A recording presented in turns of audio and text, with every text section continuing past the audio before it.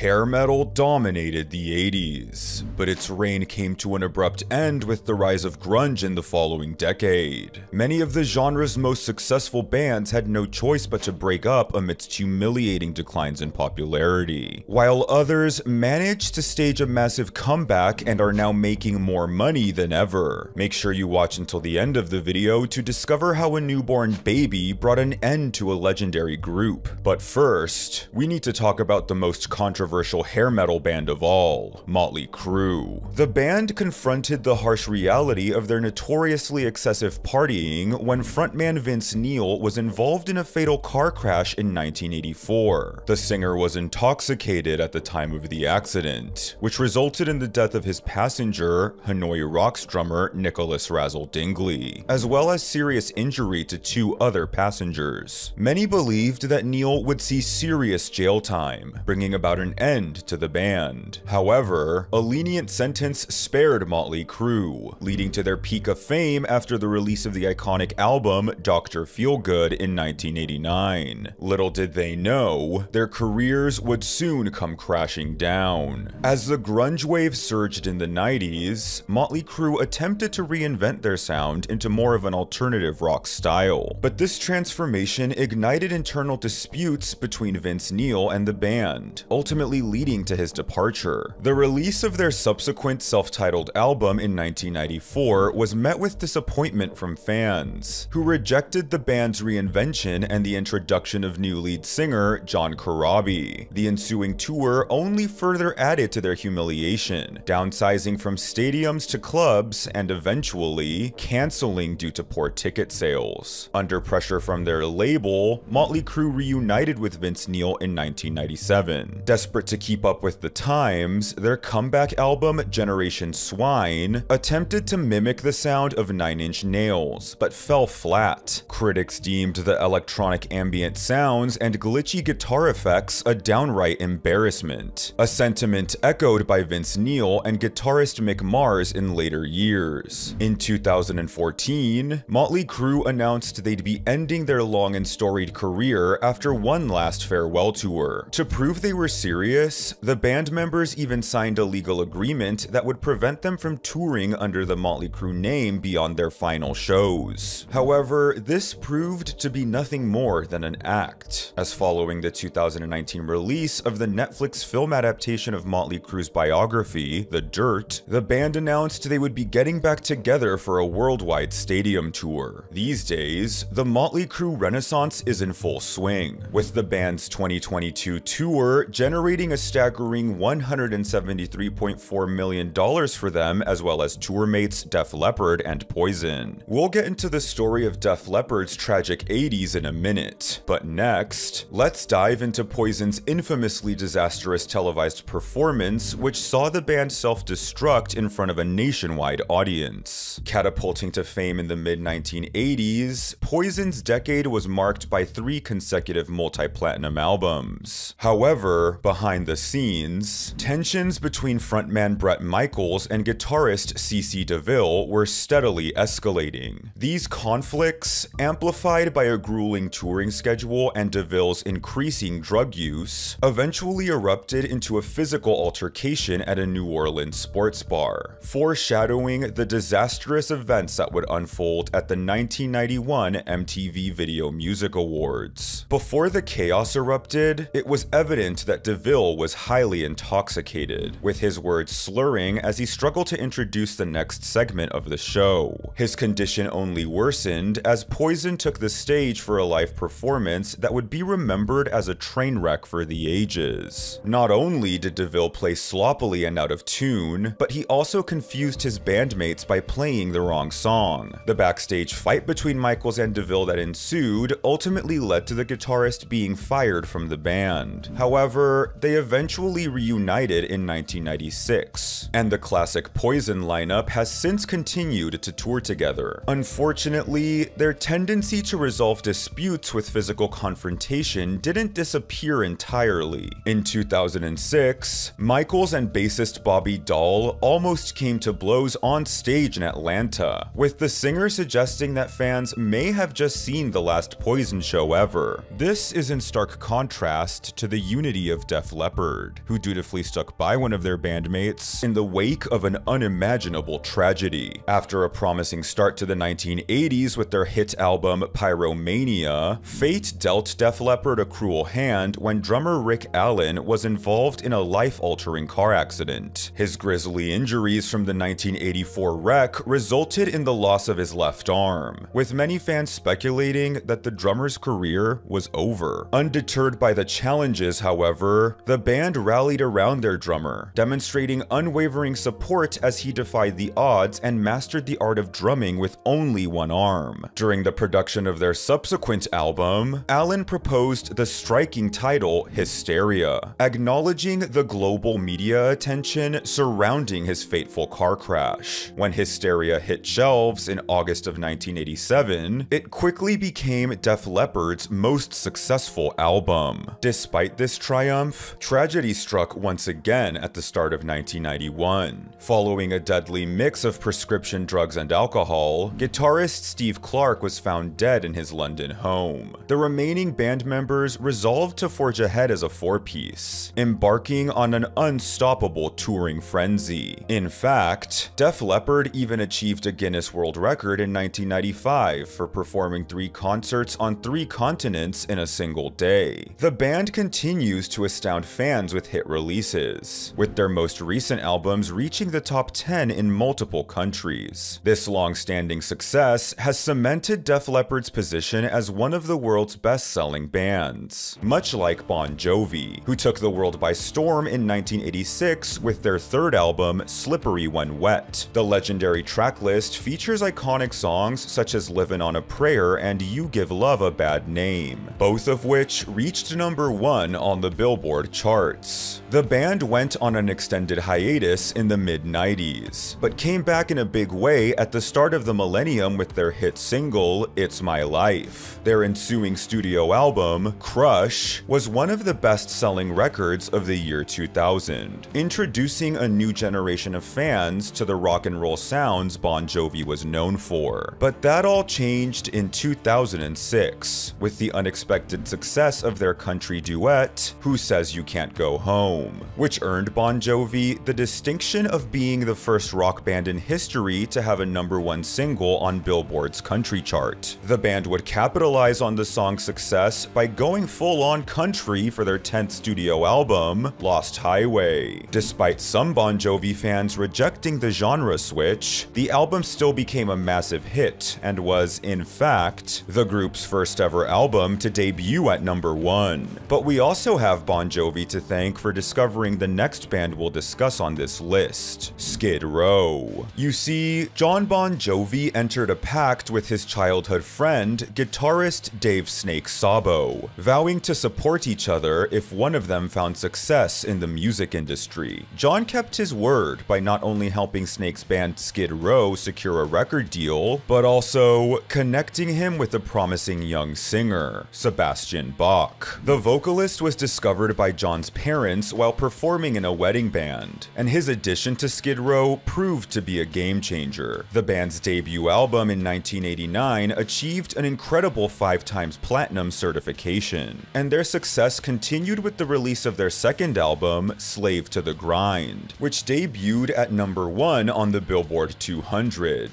making them the first heavy metal band to achieve this feat. However, the band's story took a turn for the worse during the creation of their third album. Arguments about Skid Row's musical direction led to a strained relationship between Sebastian Bach and the rest of the band. Their internal dynamic fell apart, with Bach describing it as an abyss of hatred. In 1996, tensions reached their boiling point when Bach accepted an opening slot for Kiss without consulting his bandmates, who themselves believed that Skid Row was too big to open for Kiss. The ensuing argument ultimately led to Bach's unceremonious dismissal from the band, with Snake vowing to never work with him again, and the guitarist has stayed true to his word, recruiting a revolving door of vocalists for Skid Row and even rejecting Bach's public appeals to get the original lineup back together for a reunion tour. Skid Row, unfortunately, never did reach the same heights they once enjoyed after the departure of Sebastian Bach, and would ironically end up opening for Kiss even after after the frontman's dismissal. And speaking of Kiss, the band experienced arguably the worst decade of their career during the 80s. By this point in time, original members Peter Criss and Ace Frehley had already left the group, and a series of disco and pop-influenced albums hindered their commercial success. Hoping to shake things up, the band made the controversial decision to take off their iconic makeup and stage outfits, entering their divisive Unmasked era. Unfortunately, fans initially protested the new image, leading to low attendance during the band's first makeupless tour. However, in 1984, Kiss managed to recapture some of their earlier glory with the release of their best-selling album of the decade, Animalize. But just as things were looking up, their 1989 album, Hot in the Shade, sold poorly in comparison. The band experienced another setback with the untimely death of drummer Eric Carr a few years later. Throughout this turbulent time, Kiss struggled with their identity and fan base. Even Gene Simmons, arguably the driving force behind the band in the 1970s, became less involved as he pursued outside interests, including a failed career in film. Finally, in 1996, Kiss re-emerged in their full makeup and costumes at the 38th Grammy Awards, a moment that marked their return to the roots that made them legends. Since then, they have firmly held on to their iconic appearance. The band set off on a massive final world tour in 2019, bringing an end to their historic 5-decade spanning career. And while Kiss was able to survive their Unmasked era, this next band was not so lucky. With the release of their third album, Stay Hungry, Twisted Sister skyrocketed to global fame in 1984. Their rise to stardom was amplified by their unforgettable music videos for hit singles We're Not Gonna Take It and I Wanna Rock. These videos, featuring Twisted Sister's striking makeup and vibrant costumes, dominated the airwaves of MTV and propelled the band into the mainstream spotlight. Their success, however, would be short-lived, as subsequent albums failed to live up to the hype,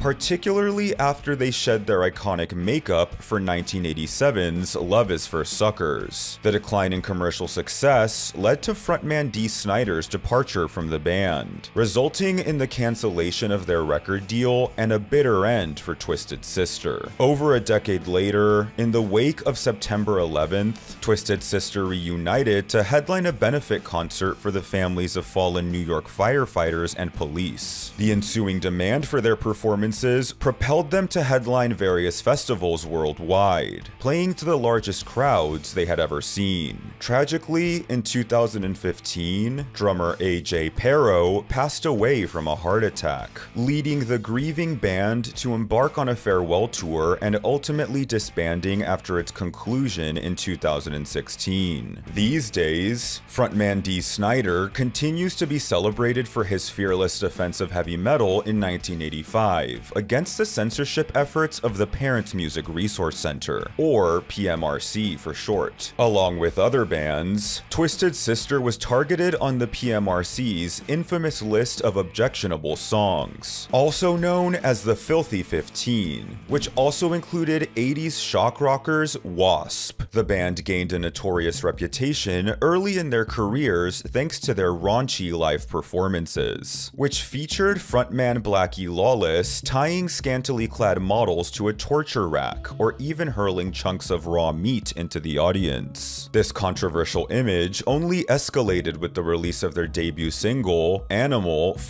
Like a Beast, which triggered a storm of controversy from the Parents Music Resource Center. The backlash against the band reached extreme levels, with bomb threats at concert halls, death threats against band members, and Lawless himself being shot at twice. Despite these challenges, the controversy ultimately worked in their favor, generating valuable publicity and propelling Wasp to mainstream success in the mid-1980s. Wasp still takes to the stage today, although Lawless has battled some serious spinal injuries that forced recent tour cancellations and required surgery. And while many bands from the 80s encountered health issues later in their careers, this next group experienced a devastating illness hitting one of their members at the height of their success. Considered one of the pioneers pioneers of glam metal in the 1980s, Ratt has a legacy forever marked by the tragedy surrounding guitarist Robin Crosby. During their tour supporting the band's fifth album, Detonator, substance abuse began to take its toll on Crosby's performances, with his guitar playing becoming increasingly sloppy. During the Japanese leg of the band's 1991 tour, one particularly infamous show where Crosby's guitar was not in tune with the band would prove to be his final show with Ratt, as Crosby would check into rehab shortly after returning to the United States. Unfortunately, rehab failed to turn Crosby's life around. His addictions persisted, leading to an HIV diagnosis that eventually developed into AIDS. An embittered Crosby would blame his addictions for costing him his career and fortune, and the guitarist would tragically lose his life in 2002 following an OD at just 42 years old. In the aftermath of Crosby's passing, the surviving original members of Ratt briefly reunited for a tour, but a legal dispute over ownership of the band's name erupted in 2015, ultimately being won by original frontman Stephen Pearcy. Yet, even with his legal triumph, Pearcy revealed in 2022 that he would only consider continuing Ratt with the remaining classic-era bandmates, which unfortunately seems impossible given the deep-seated animosity among them. This next band, however, has proven that even the biggest of enemies can put their differences aside for a lucrative reunion tour. Guns N' Roses experienced a meteoric rise in the late 80s, only to see their beloved classic lineup fall apart at the turn of the decade. It all began with the departure of drummer Steven Adler, whose struggles with addiction led to his unfortunate dismissal. Shortly after, guitarist Izzy Stradlin also parted ways, citing a combination of frontman Axl Rose's personal behavior and mismanagement of the band as reasons for his exit. Rose reached a new level of tyranny in August 1995, when he demanded his fellow bandmates to sign away their rights to the Guns N' Roses name, refusing to perform unless they complied. Slash eventually reached his limit and left Guns N' Roses in October 1996, due to his irreconcilable differences with Rose. Not long after that, bassist Duff McKagan also resigned from the band. With Rose as the sole remaining original member, Guns N' Roses continued to tour under the same name in the 2000s. Additionally, he embarked on a new musical direction, infusing electronic elements into his work on the album Chinese Democracy. The making of the album faced numerous challenges, becoming notorious for its 10-plus year production and hefty recording costs of $13 million.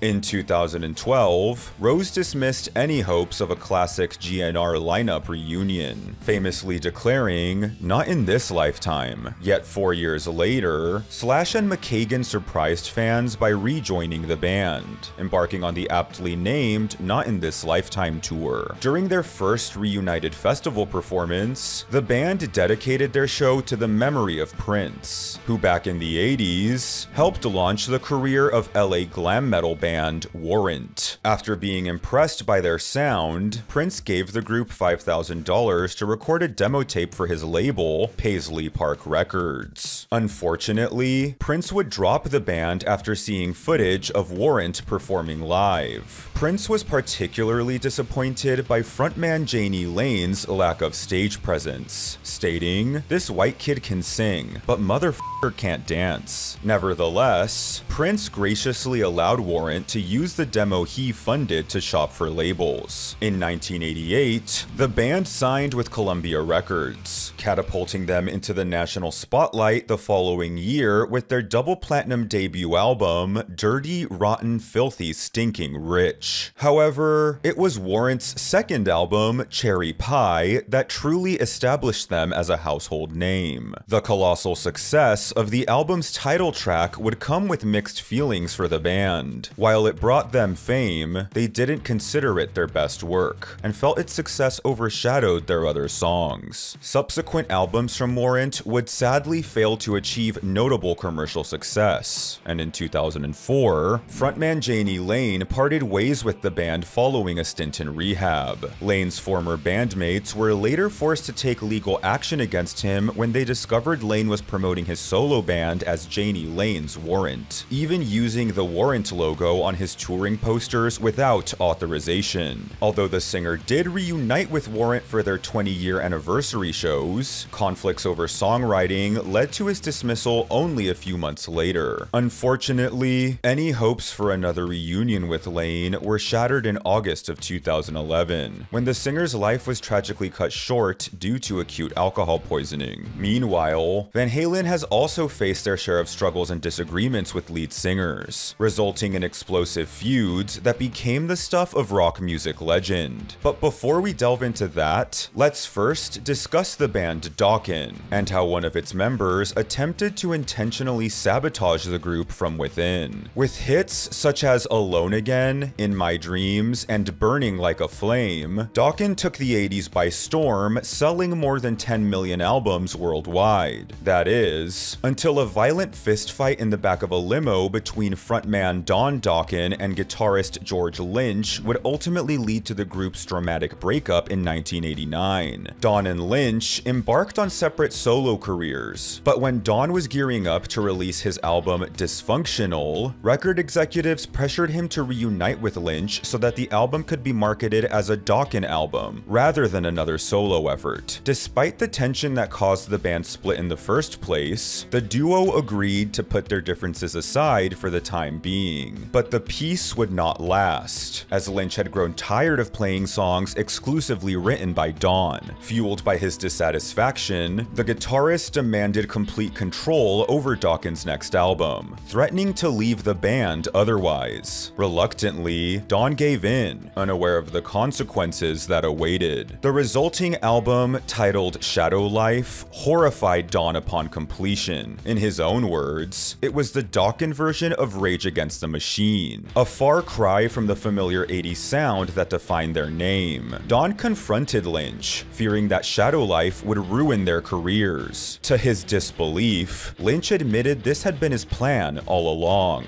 to tarnish Dokken's reputation and turn their remaining fans into followers of his solo project, Lynch Mob. Predictably, Shadow Life failed miserably, and Dokken never released another album featuring George Lynch. Which brings us to Van Halen, who faced a similar power struggle between frontman David Lee Roth and guitarist Eddie Van Halen in the mid-80s. The contentious battle for control of the band's sound resulted in Roth's departure, leading Van Halen to recruit singer Sammy Hagar as his replacement. The band thrived with Hagar on vocals, producing 4 multi-platinum #1 Billboard charting albums between 1986 and 1995. However, after a decade of non-stop touring, the band members grew tired of each other's company and decided to take a much-needed break in 1996. This break was especially important for Hagar and his wife, who were eagerly anticipating the birth of their son, Andrew.